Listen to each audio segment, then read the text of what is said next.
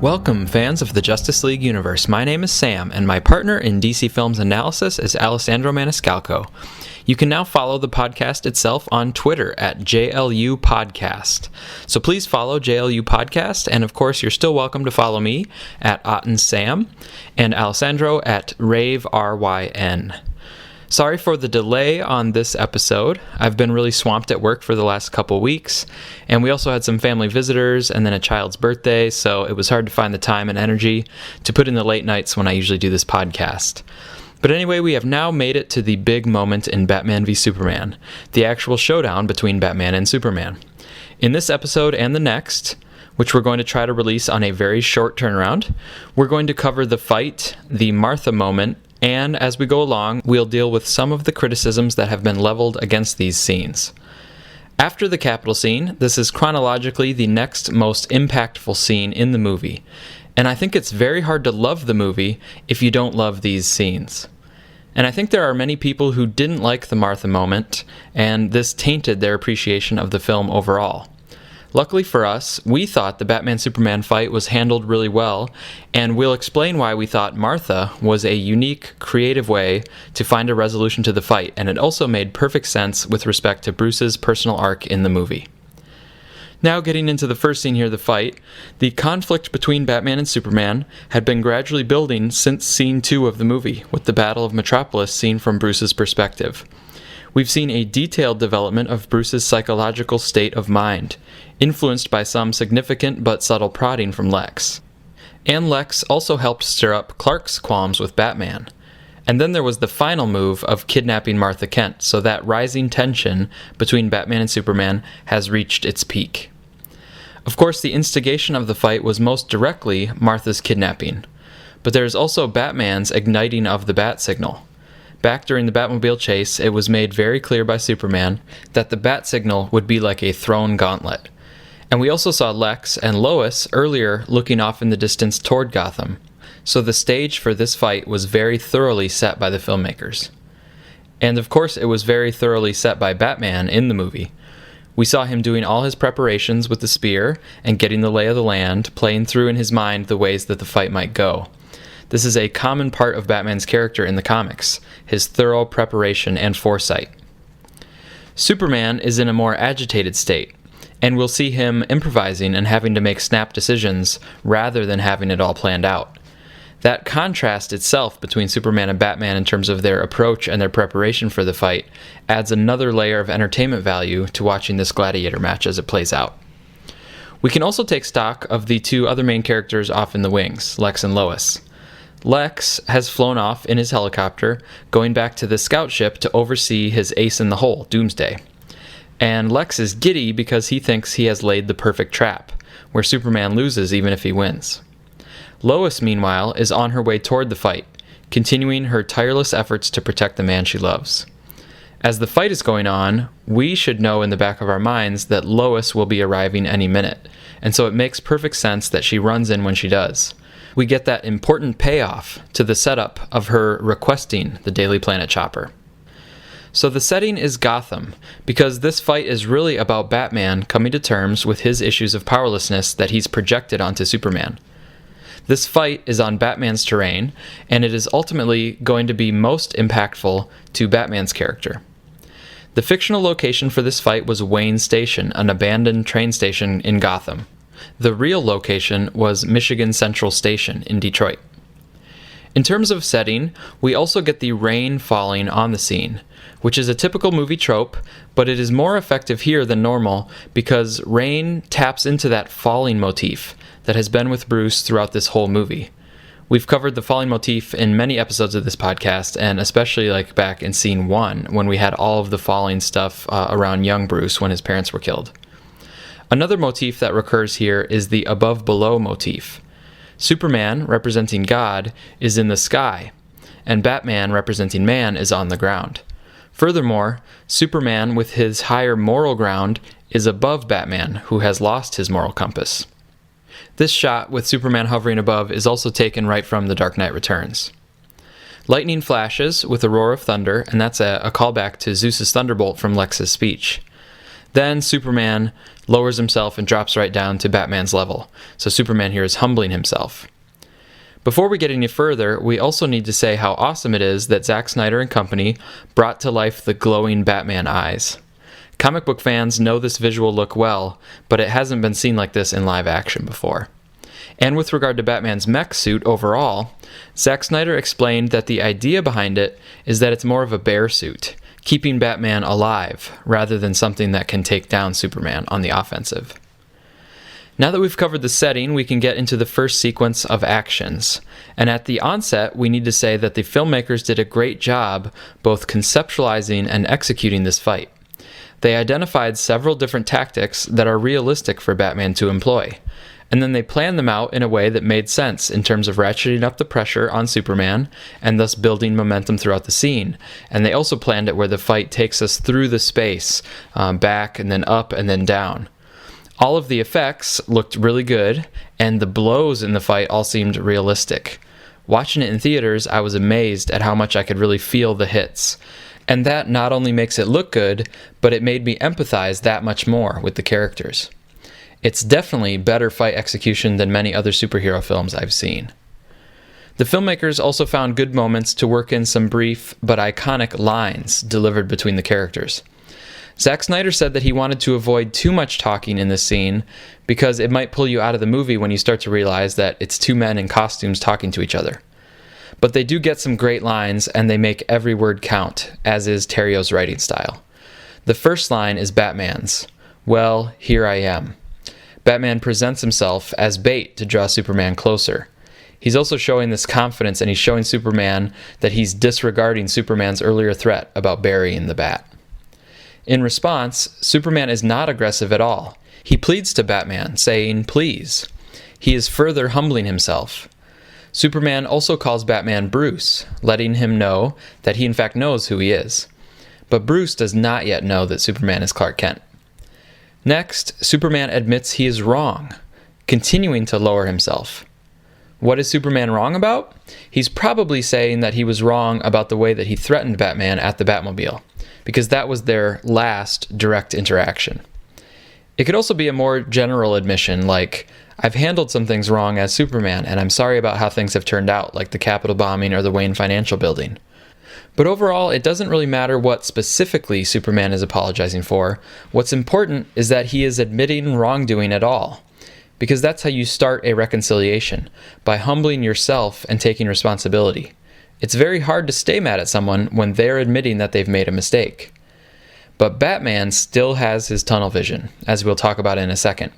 So this tactic of Superman's and Superman being humble, it doesn't work on Batman. Batman is going forward with his plan. Superman then tells Batman that he has to listen to him.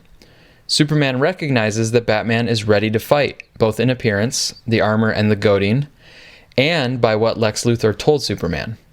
So this gives Superman an urgency, with Martha in danger, so he beckons for Batman to hear him out rather than fight.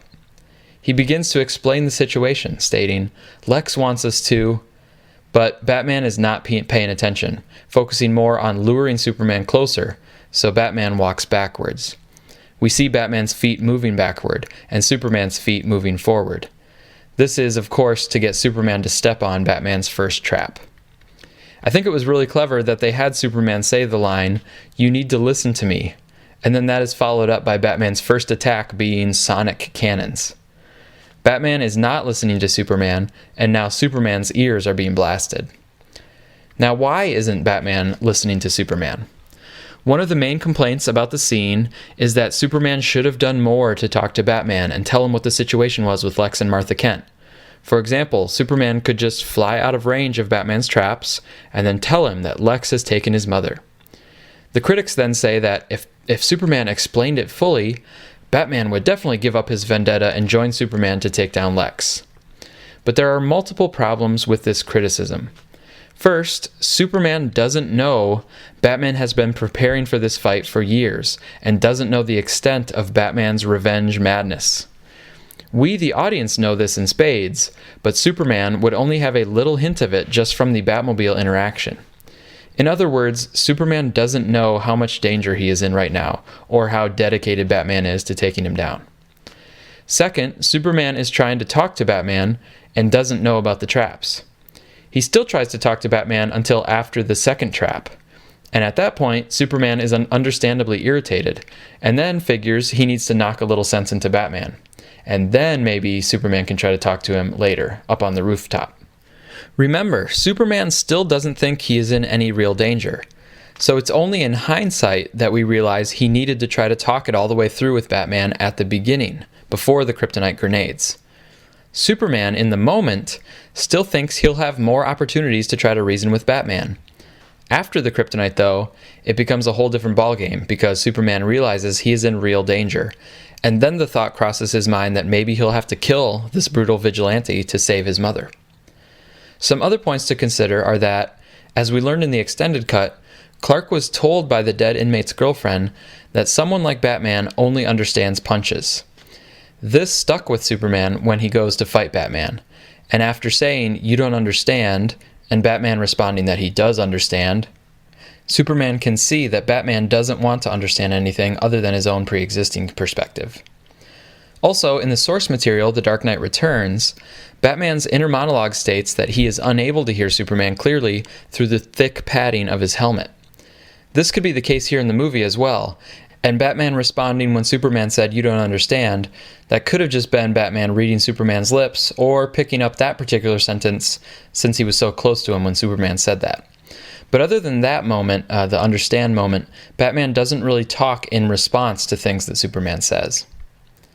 So those are some of the reasons why Superman didn't do more explaining at the beginning of the fight, and why he eventually got drawn more into the fight rather than diplomacy. But more important than that, Superman's actions all become a moot point once you think about Batman's side of things. Batman is not going to listen to Superman no matter what Superman says. Because Batman knows Superman is good now, Batman's whole deal is that he has convinced himself he has to take out Superman for the future, before Superman turns bad. Superman saying, "I'm a good guy, Lex is the villain," does nothing to counter-argue Batman's position that Superman is too dangerous to exist. So not only is Batman not going to believe Superman, because Batman is an untrusting sort of person, especially of Superman at this point, but even if Batman believed Superman's story about Lex, that doesn't change Batman's calculation of what he needs to do. Something else is going to have to cut through Batman's tunnel vision, and it's definitely not going to be just Superman explaining something to him face to face. So to sum this up, because it's an important point, Batman has convinced himself that Superman is too dangerous to exist. Remember his 1% doctrine. It doesn't matter that Superman has been a pretty decent guy thus far. Alfred even said as much.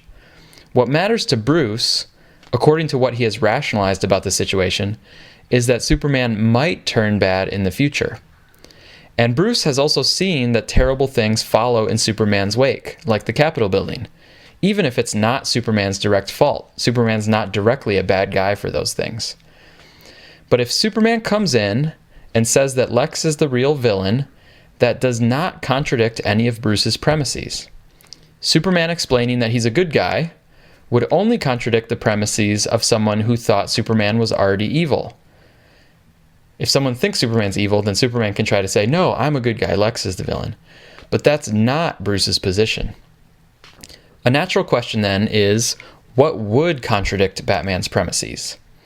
Well, you could try to prove that Superman will never turn evil, or never be corrupted.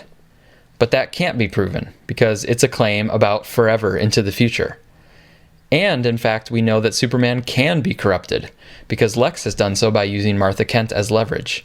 So Bruce is right that Superman might become a threat in the future. But importantly, another way to contradict Bruce's rationalization is to show that Superman is not too powerful to exist, that he has limits and vulnerabilities. And indeed, this fact about Superman is what Batman unwittingly proves himself when he defeats Superman and scrapes his cheek with the spear. This just shows how masterfully written the fight was. Batman has a chance to see Superman's vulnerabilities and humanity at the same moment that Bruce is confronted with his own fixation on his parents' death, the moment of powerlessness that he has not yet come to terms with. It's the combination of those two insights, Superman's humanity and Batman realizing that it's been his own issue with powerlessness. That combination allows Bruce to break out of his tunnel vision and break out of the tunnel vision that has plagued him throughout the whole movie. But we're getting ahead of ourselves, so let's continue on with the scene. The sonic emitters are intended to overload Superman's super hearing, which both stun and disorient him. Batman might even be hoping to target his middle ear in hopes of affecting Superman's balance during their fight. Batman smiles when he sees how Superman reacts to the sonic emitters. If the movie stays true to the comic, and given Alfred's earlier comment about how the layers of armor affect the sound, then like we said before, it could be that Batman can't hear very well, if at all, through his helmet. So the sound won't be harming him as much as Superman, and it may be Batman's attempt at trying to even the playing field with regard to hearing. Superman uses the sewer lid below him to destroy the emitters. The two approach each other, Superman with rising frustration, and Batman now ready to start fighting, having disoriented Superman. Batman goes towards Superman this time, and Superman is still trying to reason with him, but Batman's combative. "I understand," gets a rise out of Superman. Superman reacts by shoving Batman back. Not in a way meant to hurt him seriously, but just in a way to shut him up and try to put him in his place. Superman probably hopes that this will help Batman realize it is a futile fight, given Superman's superior strength. It's like in The Dark Knight Returns, where there was the inner monologue, "Bruce, this is idiotic. You're just bone and meat like all the rest." And we also have to give good props to Zack Snyder for the shot of Superman pushing Batman out and how they use the depth of field. It's kind of reminiscent of Superman taking out the general in Africa, where they really use the depth going away from the camera. Batman groans in pain, realizing firsthand just how powerful Superman actually is. He gets time to pick himself up, though, when the guns are activated. He probably activated the guns himself, because if they were motion activated, Batman might have been in the fray. Superman is bombarded with bullets, which Batman knows will not hurt him, but they will at least slow him down.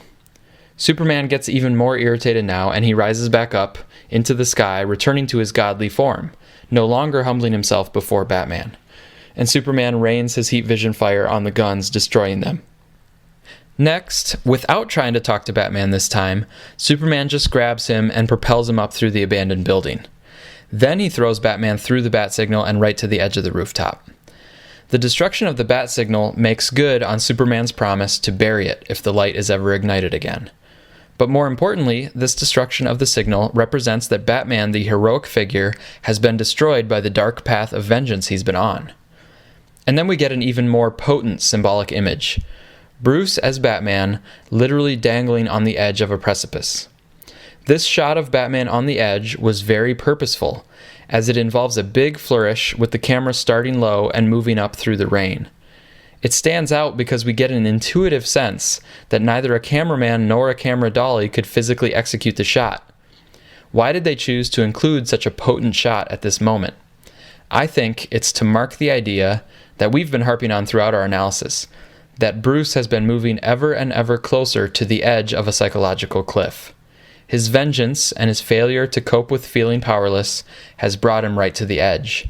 And if he goes through with his desire to kill Superman, he will have lost himself over the edge. Going back to Superman, he says very forcefully that he doesn't want to kill Batman. In fact, he's doing everything he can to avoid it. We can infer that after killing Zod, he wants to refrain from killing whenever possible. But as we saw with Zod, Superman is willing to kill if given no other choice. The fact of the ending of Man of Steel makes it even more intriguing for us to see how this fight is going to play out, especially because the filmmakers chose to have Bruce be a killer here, which might make it easier for Superman to rationalize to himself that killing Batman is an acceptable course of action. However, if Batman will listen to reason, then Superman has hope that they can work together. Either way, Superman must confront Batman and can't run away from this, or, if he did, Martha will die. This line from Superman, that if he wanted it, Batman would be dead already, this is one of two olive branches thrown to the Superman fans like myself, who were initially disappointed that Superman lost the fight to Batman. In this case, the filmmakers acknowledge that Superman could have easily won if they were fighting straight up, and if both wanted the other dead. This is what several of the actors and filmmakers were referencing when they said that Batman would use the fact that Superman is a good guy as an advantage against him. Batman only has a chance because Superman does not come into the fight just burning everything down with his heat vision. The other olive branch to Superman fans, I think, is later in the movie when Batman is running away from Doomsday, and it's clearly Superman who is the more powerful hero in that moment. So yes, Batman wins this fight, but Superman is the one who ultimately takes down Doomsday. At this point, we can pause and talk about this fight overall. As we've mentioned before, Pulpklatura on Tumblr makes a really good point that Batman v Superman treats violence differently than typical action movies. Instead of the movie inviting the audience to root for the violence and be thrilled with the big blows, even though they're filmed effectively, BVS makes us sort of frustrated that the violence has to happen. We ask ourselves things like the critics did above, such as, couldn't Superman have done something to avoid this fight? Shouldn't Batman be able to see that Superman's a good guy and doesn't deserve to get killed like this? BVS actually has us sort of rooting against the fight. The fight is still there, of course, and it is part of the entertainment value of the film. And in fact, I think the marketing may have overemphasized the Batman-Superman fight itself. But there's a case to be made that Batman v Superman is not only a commentary on the media's role in leading the public to prejudgment and groupthink, but it is also a commentary on the glorification of violence in action movies themselves. One of our listeners, Michael Schinke on YouTube, made the keen observation that the movie is actually playing out its themes so strongly that it even makes the audience feel powerless. Just like all the main characters are trying to deal with powerlessness in their own ways, we, the audience, are powerless to alter this confrontation between the two heroes who should be partners. Another listener, Sofia from YouTube, also made some nice observations about the fight itself. She said, "The fight between Bats and Supes was not a real fight, it was a charade." Sofia basically said that to be a real fight, the contenders have to be on the same page, but Batman and Superman aren't. Bats wanted to kill and fight Supes, but Supes never wanted to kill or fight Bats. So because of this disconnect, Sofia said Bats could never be a true winner. In the end, Batman was physically spared and psychologically rescued by Superman. Continuing on, we're now up on the rooftop, and Batman throws a smoke bomb as a distraction for him to gain the element of surprise. Superman at this point has lost line of sight with Batman. Rather than waste time using his X-ray vision, which has to be activated, it's not a passive power, and given that the smoke itself might be laced with lead, Superman does the more immediate reaction of swooping through the smoke in order to close their distance. This makes sense, especially given that Superman still thinks Batman is no real threat. However, he is surprised to find no one on the other side of the cloud, and immediately uses super hearing to detect Batman. This, of course, causes him to turn and see Batman, who shoots his first Kryptonite grenade. With respect to these grenades, it has recently made the rounds on social media that the grenade casing was made of lead. But that's old news because it was in the Art of the Film book right when the movie was released. Some people didn't like that Batman was using guns in this fight because Batman is often opposed to guns because one was used to kill his parents. But Batman has very frequently used projectile launchers of various types. And anyway, Batman shooting a gun here, it again represents that he is going over the edge and has sort of lost touch with what it is that makes Batman heroic. Because of his tunnel vision, Batman does not yet realize that he has lost his way, or that he is coming ever closer to being a Joe Chill rather than a hero. As Casper Richter from YouTube pointed out, Batman was created by a desperate man with a gun shooting an innocent. Now Batman is just a desperate man with a gun shooting an innocent. Superman, thinking nothing of the grenade, catches it with his fast reflexes. This works against him, though, as if Batman had anticipated Superman's move, because the cloud of kryptonite gas sprays right in front of him. This occurred similarly to The Dark Knight Returns, in which Green Arrow shoots a kryptonite arrow at Superman, which allowed Batman to get the upper hand in the fight. Superman in the movie doesn't know what kryptonite is at this point. He breathes in particles of the radioactive material and he falls down to his knees in pain as he starts choking. Now we get another set of concise lines from Batman. Breathe in, that's fear. Fear has always been Batman's tool, but we talked back in Scene 7 about how it's a dangerous and corrupting tool. In this instance, Batman may think that Superman has never experienced fear before. which shows Batman's lack of understanding of Superman, because even though he's physically impervious, there are many other kinds of fear besides the fear of physical harm. For example, Superman has been very fearful of Lois's safety back in Africa, and for Martha's safety. Inflicting fear on Superman also connects to ideas of mortality, and Batman trying to dethrone Superman from his godlike position, thus reasserting Bruce's own masculinity and power. Ironically, this also humanizes Superman, which is exactly what Bruce needs to see to eventually overcome his mania. Batman says that Superman is not brave, because bravery is defined as overcoming fear, and until now, Batman thinks that Superman has never felt fear. We get the big right cross that Superman throws at Batman, and we get the great shot of Batman blocking the blow. Cavill does some great acting here as he suddenly realizes that his power has left him. He is having to learn in the moment what is happening with this kryptonite, whereas Batman has had months to study and prepare for this. And Cavill in his acting now brings out the fear that Batman was talking about. However, rather than Batman's thought that Superman will now feel fear as a result of being mortal, Superman's true fear is that he will be unable to save his mother. Batman then says, "Men are brave," implying Superman is not a man. These lines allude to The Dark Knight Returns again, in which Batman tells Superman, "It's way past time you learned what it means to be a man." These lines from Batman are also important because they come at the first moment in the fight when Batman really has the upper hand. So this is a moment where Batman reveals a bit of his true motivations.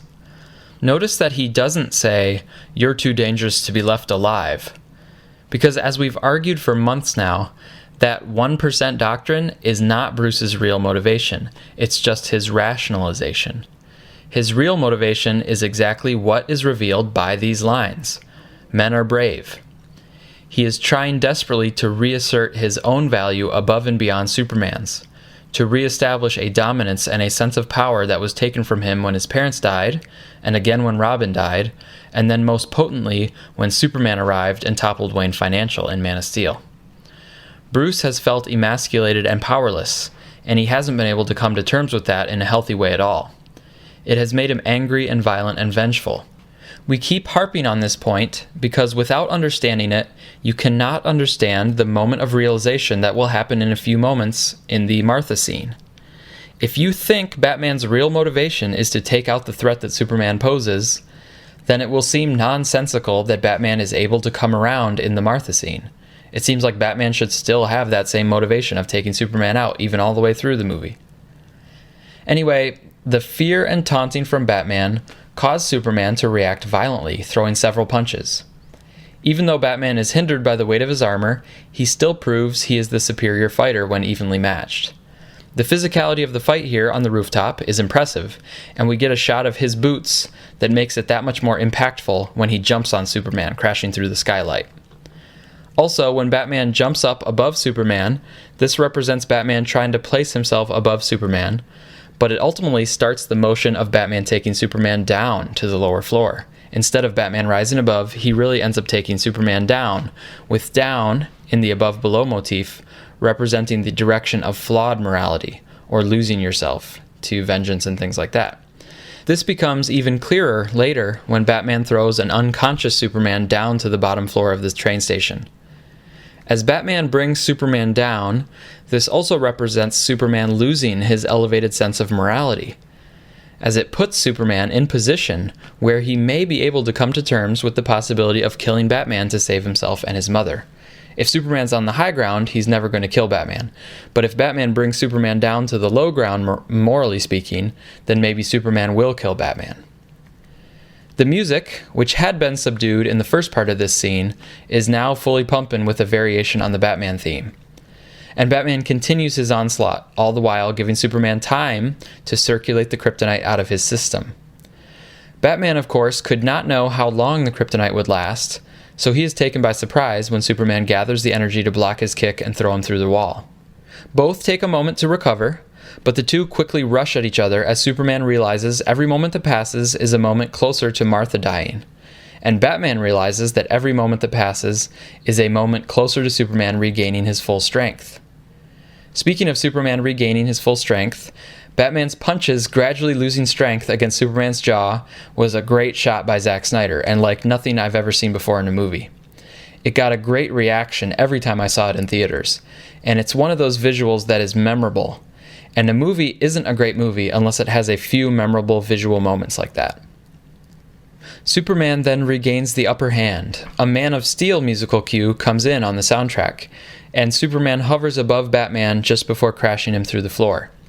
He then tosses him aside to put distance between them so that he can collect himself, not thinking that Batman has more kryptonite.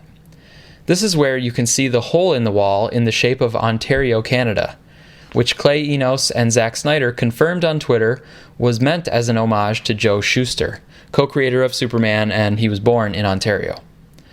Before that confirmation about Ontario, some people had speculated that the shape in the wall was that of Moby Dick, representing Bruce Wayne and his ill-fated quest to take out the white whale that is Superman.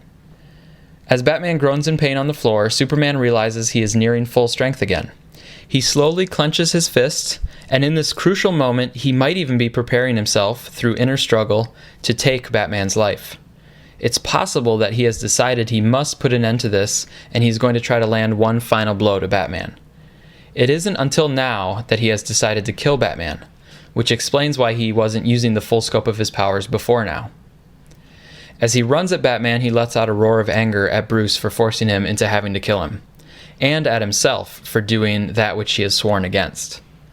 He jumps up ready to hit Batman with all his strength to finally kill him, not realizing Batman still has more kryptonite grenades. Because of Superman's inner moral struggle, and Superman having to gather up his strength, Batman had enough time to prepare another round in his grenade launcher. This shot saves his life, as Superman once again is rendered weak. Superman's momentum, however, still manages to cause quite a wallop, which would have surely killed Batman if not for the reinforced helmet and suit, and also the fact that Superman was probably not at 100%. Now, some critics of the movie have said Superman should not have run at Batman here. He should have just blasted him with his heat vision. But that's not the right question to ask. Did Superman do the perfect thing in all instances? The right question is it plausible that Superman in that situation would have done what he did? And yes, it's very plausible that a frustrated Superman in a brutal fight where he's weakened for the first time would get mad and just want to tackle Batman to end the fight. Also, he may not have had a clear line of sight, and it was established in Man of Steel that heat vision hurts and uses a lot of energy. He may have gotten the kryptonite out of his system and recovered, but without sunlight, he is not at 100%. Next, Batman grabs a nearby sink and smashes Superman over the back of the head with it. There is some humor to be derived here because Batman is throwing everything he's got at Superman, including the kitchen sink. This knocks Superman unconscious, and Batman picks him up. The moment when Batman grabs Superman's hair is really poignant, like I can almost feel it on my own scalp. And him carrying an unconscious Superman foreshadows him lowering Superman's dead body at the end of the movie. Batman then carries Superman to the stairwell, passing a sign that reads, "Who watches the Watchmen?" printed in Latin. This could simply be an Easter egg, but it certainly evokes commentary on Batman policing Superman, but there's no one to police Batman. Batman throws Superman down the stairwell to the ground floor. This is the above-below motif that we mentioned earlier. And with his superpowers removed, the Superman becomes just the man. God has fallen and been brought down to man's level. Here we see the fall of man, in which Clark has lost his innocence after trying to kill Batman, which was prefaced by Superman telling Lois, "No one stays good in this world," even himself in that moment when he was going to kill Batman. Batman rappels down to meet Superman. Here is the final setting of their battle, and it's exactly where Batman was leading the fight, the place where he prepared the Spear of Longinus to kill God in the form of man, to use the Kryptonite spear to kill a mortal Superman. This is also where we start to get the really clear parallels to Excalibur, with the spear representing the sword in the stone, and this fight representing Arthur and Lancelot's antagonism toward one another before they reconciled. So that brings us to the end of the fight proper. Next up is obviously the scene leading to the Martha moment. We have most of our analysis written for that scene and are going to try to finish it up and release it very soon. Also, we know we've given most of our love and attention to the theatrical cut of this movie, but a lot of people love the extended cut. So to make up for that a little bit, we are going to be releasing a full commentary episode on the Batman v Superman extended cut, so a 3-hour episode coming up soon. It should come out Friday or Saturday. And in the meantime, you can enter for a chance to win a free digital copy of Batman v Superman. Just follow us on Twitter at JLU Podcast and retweet our contest entry tweet. Also, be sure to listen to Man of Steel Answers and the Suicide Squad cast. Thanks again to my co-writer, Alessandro Maniscalco, and thank you for listening.